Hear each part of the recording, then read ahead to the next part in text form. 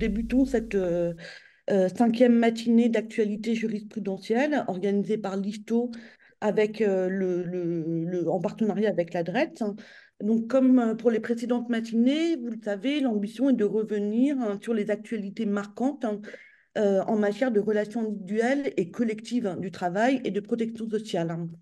Donc, nous avons l'honneur d'accueillir aujourd'hui quatre juristes, en particulier Laurence Finlanger, professeure en droit à l'Université de Caen, qui interviendra sur l'actualité de la preuve. Ensuite, Bernard Goriot, professeur en droit à l'Université d'Angers, qui reviendra sur l'actualité en matière disciplinaire.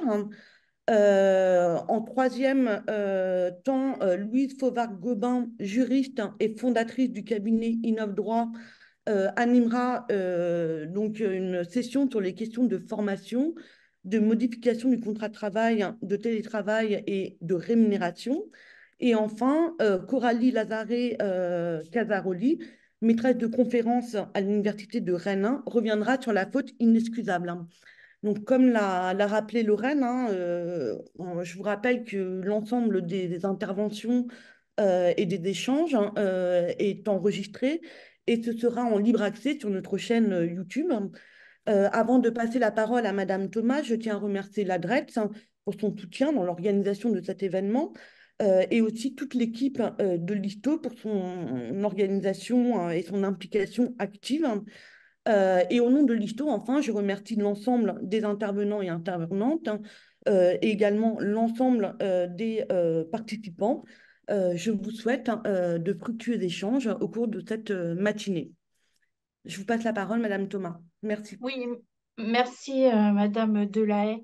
Donc moi, je voudrais également tout d'abord saluer l'ensemble des participants à cette matinée. Et c'est avec beaucoup de plaisir, comme pour les matinées précédentes, que l'ADRETS participe à ce temps d'échange. Et je voudrais remercier vivement l'ISTO, donc Madame Lecam, Madame Delahaye, de nous associer à ce temps d'échange et puis remercier bien entendu toute l'équipe de l'ISTO pour tout le travail de préparation, d'organisation que cela peut générer, mais on voit à chaque fois le résultat et donc on ne peut que s'en féliciter. Alors, je voudrais, je l'avais dit la dernière fois, mais je voudrais le redire aussi à nouveau ce matin, combien ces temps d'échange sont indispensables et précieux pour chacun d'entre nous. C'est l'occasion de s'arrêter un moment, d'arrêter, de prendre un peu de temps par rapport à son travail au quotidien pour bénéficier d'apports de connaissances, et on le verra ce matin. On aura des présentations très riches, de bénéficier de la parole d'experts. C'est tout aussi important.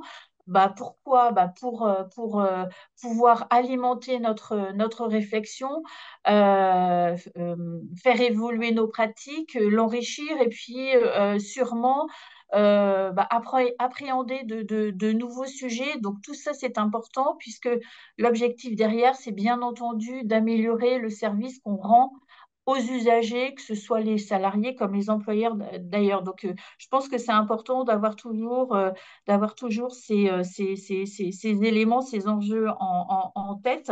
Donc, des temps d'échange qui sont précieux et donc il faut savoir en profiter. Alors, je sais que ce matin, on va avoir, comme d'habitude, des interventions de qualité. Donc, je voudrais remercier par avance l'ensemble des intervenants pour les présentations qu'ils vont nous faire. Et comme Madame Delahaye, je nous souhaite de bonnes réflexions et surtout de bons échanges. Voilà, donc je n'en dirai pas plus puisque l'important, c'est bien de donner la parole aux intervenants. Merci.